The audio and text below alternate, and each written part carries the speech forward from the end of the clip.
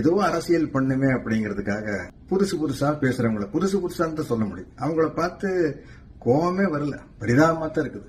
100 வருஷமா பேசிக்கிட்டு இருக்கிறாங்க இல்லையா? ஒரே ஆள் பேச முடியாதுல்ல. அப்பப்போ புதுசா ஒரு புதுமுகங்கள் வந்துதான் அப்படி அந்த புதுமுகங்களை பார்த்து நம்ம பரிதாபத்தனப்பட முடியும். அதாவது இன்னைக்கு இந்த சமூக நீதி கோட்பாட்டை திராவிட கருத்தியல மிகப்பெரிய அளவில் அனைத்து இயக்கங்களும் கட்சிகளும் ஏத்துக்கிட்டு இருக்காங்க. அகில இந்திய கட்சியான காங்கிரஸ் ஆகட்டும், கம்யூனிஸ்ட் ஆகட்டும், ராகுல் காந்தி அவர்கள் பார்லிமெண்ட்ல மிகப்பெரிய அளவில் பெரியாருடைய கருத்தியலை பத்தி பேசியிருக்காரு. கேரள முதலமைச்சர் பினராயி விஜயன் அவர்கள் வைக்கம் போராட்ட வீரருக்கு பெரியாருக்கு மிகப்பெரிய விழாவை நமது தமிழ்நாடு முதலமைச்சர் மாண்புமிகு மு.க. ஸ்டாலின் அவர்கள் தலைமையில நடத்தி காட்டியிருக்காரு.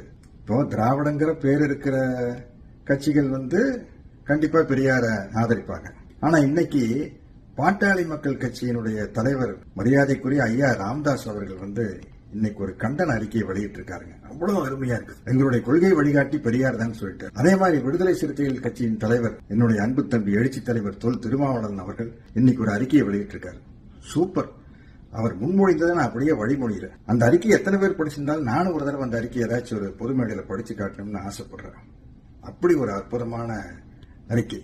மக்கள் நீதி கட்சி மையத்தினுடைய தலைவர் என்னுடைய அன்பு கமல் சார், அவருக்கு தந்தை பெரியாருடைய சமூக நீதி கோட்பாட்டை ஏற்றுக்கொண்டு அதை வெளிப்படுத்தியும் இருக்கிறார். திராவிட கருத்தியலை பற்றி பேசியும் இருக்கிறார், ஆதரவாகவும் செயல்படுகிறார். என்னுடைய அன்பு தம்பி விஜய் அவர்கள் தமிழக வெற்றி கழகம் அப்படிங்கிற கட்சியை ஆரம்பிச்சப்போ எங்களுடைய கொள்கை தலைவர் தந்தை பெரியார் தான் அப்படின்னு பிரகடனப்படுத்தியிருக்காரு. திராவிடமும் தமிழ் தேசியம் எனது 2 கண்கள் அப்படின்னு சொல்லியிருக்காரு. இவ்வளவு பேர் சொன்னதுக்கு அப்புறம் நம்ம பெரியாருக்கு எதிராகவும் திராவிட கருத்தியலுக்கு எதிராகவும் புலம்புவர்களை பார்த்து பரிதாபப்பட்டு அவங்களுக்கு ஆழ்ந்த அனுதாபங்களை மட்டும்தான் தெரிவிக்க முடியும். இந்த கருத்தியலின் மீது யாருக்கு விமர்சனம் இல்லை. தனி மனித விமர்சனம், தனி மனிதர்களுடைய போக்கில் விமர்சனம், இது மட்டும்தான் இருக்குது. கருத்தியல்ல விமர்சனம் இல்லை அப்படிங்கிறது இத்தனை கட்சிகளும் நிரூபிச்சிருக்காங்க. அதனால அவர்களுக்கு ஒரு சாதாரண பெரியாரின் தொண்டன் என்ற முறையில் நன்றியும் கூறிக்கொண்டு புலம்பும் நண்பர்களுக்கு என்னுடைய ஆழ்ந்த அனுதாபங்களையும் தெரிவித்துக் கொள்கிறேன். நன்றி, வணக்கம்.